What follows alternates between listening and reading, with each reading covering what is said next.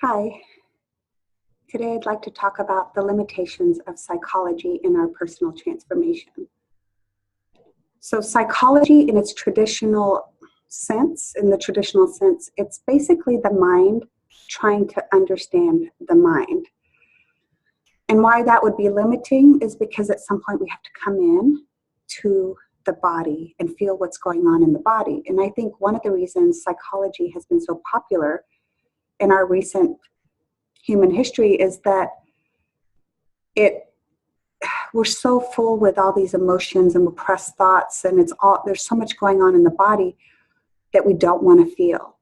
So psychology allows us to come and stay up here with all the labels and all the solutions coming up from here to make us feel like we can do something. We have some control, but at some point we feel, okay, I can't do that anymore, and then we've got to come into the body. And there's an understanding deep inside all of us, I feel, but I know this for myself, is that the body is the true intelligence. The body knows. The body doesn't need all these elaborate stories and ideas. It knows the true story of what's going on. And sometimes it's very simple in the feeling that's going on. It doesn't mean that it's easy. Absolutely doesn't mean it's easy. So, and just to illustrate an example, a couple of years ago, I was involved in a car accident where the person in front of me stopped really abruptly. And so I had to stop abruptly to keep from hitting him. And the woman behind me couldn't stop in time, and she actually rammed her car into mine. And so we had to pull over and wait for the police, and no one was seriously hurt.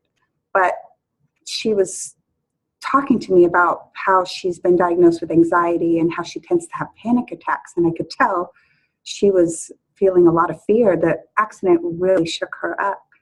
And so I tell her, okay, breathe deeply. And she was like, yeah, breathe. Okay, I can breathe. I said, breathe fully while feeling the fear in the body.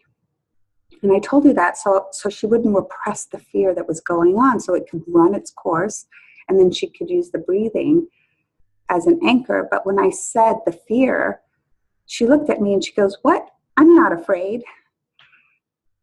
And I thought, I was initially confused by her reaction and then I realized what was going on a little bit after is that she doesn't connect anxiety to fear. So she didn't know that she was afraid, even though she just had a scary car accident. She wasn't admitting to herself, I'm afraid. Because when we admit to ourselves how we're really feeling, we can't repress it, right? It comes up. When we tell the truth, we feel it fully. And that can be very difficult, right? If the emotion is threatening to us, if the sensation in the body is threatening to us. And also when I realized that what was going on with her and why she had that reaction to me using the word fear, I realized over 30 years of my life, I was afraid. And yet the word fear I don't remember ever coming into the picture. A lot of other things, anxiety, depression, ADHD. When I was around 30, I had a psychiatrist that asked me, have you ever been diagnosed with bipolar? And I said, no, it never occurred to me. So she had me watch a video and take a test. Well, actually, it opened me up to awareness, like, wow, I do swing to extremes. So there was it's not that all those 30 years, nothing I did helped me.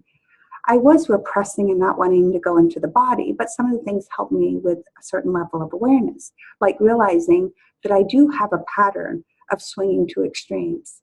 Okay.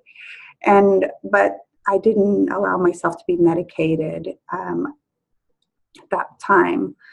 And I think it was maybe a year or two later, I did go into therapy for about 6 months. That was really helpful with an incredible therapist. And she wasn't really doing the labeling and the diagnosis and the clinical kind of mind analyzing.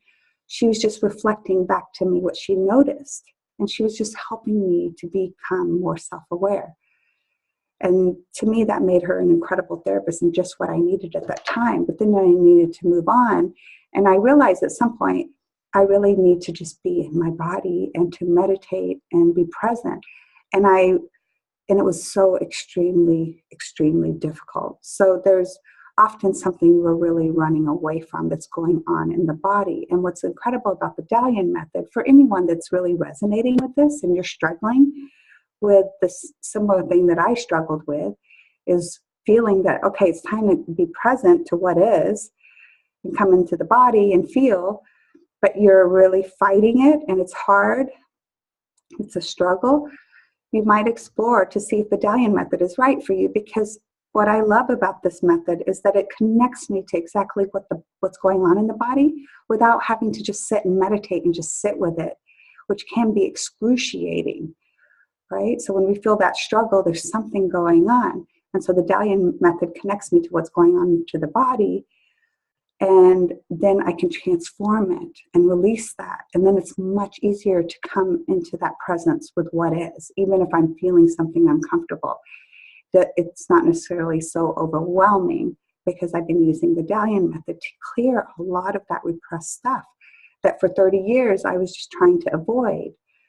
So, yeah. Thank you for watching.